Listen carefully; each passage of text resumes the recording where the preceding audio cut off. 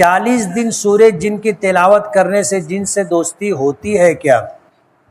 ان سے دوستی بھی اچھی نہیں ہے، دشمنی بھی اچھی نہیں، وہ اپنی جگہ تم اپنی جگہ، سمجھ رہے ہو؟ ان سے دوستی نہیں کرنا چاہیے۔ ظاہر بات ہے دوستی ہوتی ہے تو پھر آدمی مذاق بھی کرتا ہے۔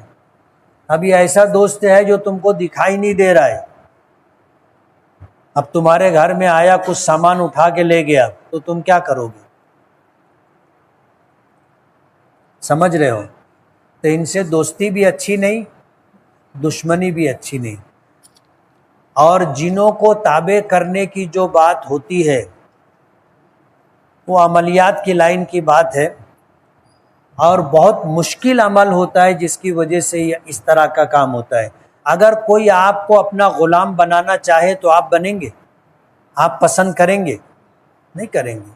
جو لوگ عملیات کے ذریعے جنوں کو تابع میں کرتے ہیں تو جن ہمیشہ ان کا دشمن رہتا ہے، موقع کی تلاش میں رہتا ہے کہ کب موقع ملے کہ اس کو اٹھاؤں اور اس کو پٹخوں، مجبور ہوتا ہے، لیکن جب اس کو موقع ملے گا وہ ضرور ہاتھ بتائے گا۔ ایک عامل تھے، ان کے انتقال کا وقت قریب آیا، ان کے گھر کے لوگوں نے بلایا مجھے کہ تھوڑا سا آپ آ کر کے دیکھ لو، کچھ بھی بڑبڑ بولتے رہتے ہیں، حالت اچھی نہیں۔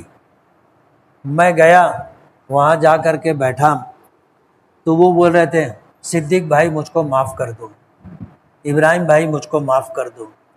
یعنی یہ نام جنوں کا تھا، اور یہ عامل جو تھا اس نے ان جنوں کو تابع کیا تھا۔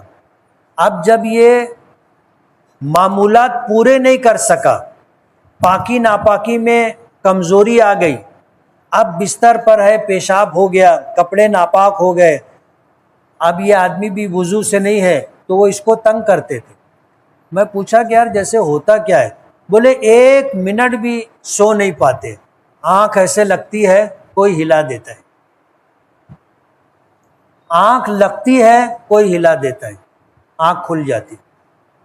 تو وہ بیچارے یہی بول رہے تھے کہ ابراہیم بھائی مجھ کو معاف کر دو، صدیق بھائی مجھ کو معاف کر دو۔ میں دیر تک بیٹھا رہا ہوں، وہ بیچارے یہی پریشانی میں تھے۔ تو کائے کو ایسا کام کرنے کا کہ زندگی کے آخری ایام پریشانی اور مصیبت میں گزرے۔ پھونک جھار کرنے والے اگر واقعی عامل ہوتے ہیں تو آپ دیکھو آخر زندگی میں وہ بھی پریشان رہتے ہیں، اور ان کے انتقال کے بعد ان کی اولاد بھی پریشان رہتی۔ اس لیے یہ اچھا راستہ نہیں۔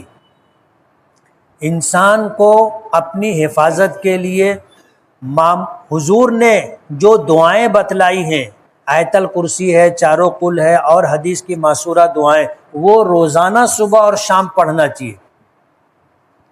اور جب شادی ہو جائے، شادی ہونے کے بعد اپنی بیوی کے قریب جاؤ اپنی ضرورت پوری کرنے کے لیے، تو بدن سے کپڑا ہٹانے سے پہلے دعا پڑھنی چاہیے جو حضور نے بتائی۔ عام طور پر لوگ اس کا تذکرہ نہیں کرتے۔ حضور نے فرمایا کہ میاں بیوی ہم بستری کرنے سے پہلے یہ دعا پڑھے، اللہم جنبنا الشیطان وجنب الشیطان ما رزقتنا، کہ اللہ ہمیں شیطان سے بچا، اور اس ملاقات کے ذریعے جو بچہ پیدا ہوگا اس کو بھی شیطان اور اس کے شر سے بچا۔ تو اس دعا کے بعد اگر ہم بستری ہوتی ہے اور حمل ٹھہرتا ہے، بچہ پیدا ہوتا ہے، تو یہ بچہ زندگی بھر شیطانی اثرات سے محفوظ رہے گا۔ یہ دائمی بندش ہے۔ کیا ہے؟ دائمی بندش ہے۔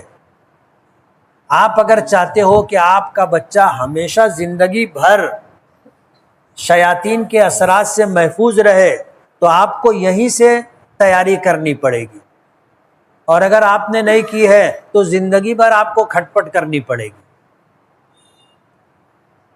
بسم اللہ اللہم جنبنا الشیطان وجنب الشیطان ما رزقتنا، یہ دعا پڑھنی چاہیے۔ یہ بچوں کی حفاظت کا دائمی عمل۔ اور ایسے بھی روزانہ صبح شام آیت الکرسی پڑھنا، تینوں کل چاروں کل پڑھنا اپنے اوپر اور بچوں کے اوپر دم کرنے کا معمول بنانا چاہیے۔ اس سے شیاطین کے اثرات سے بچے محفوظ رہتے ہیں۔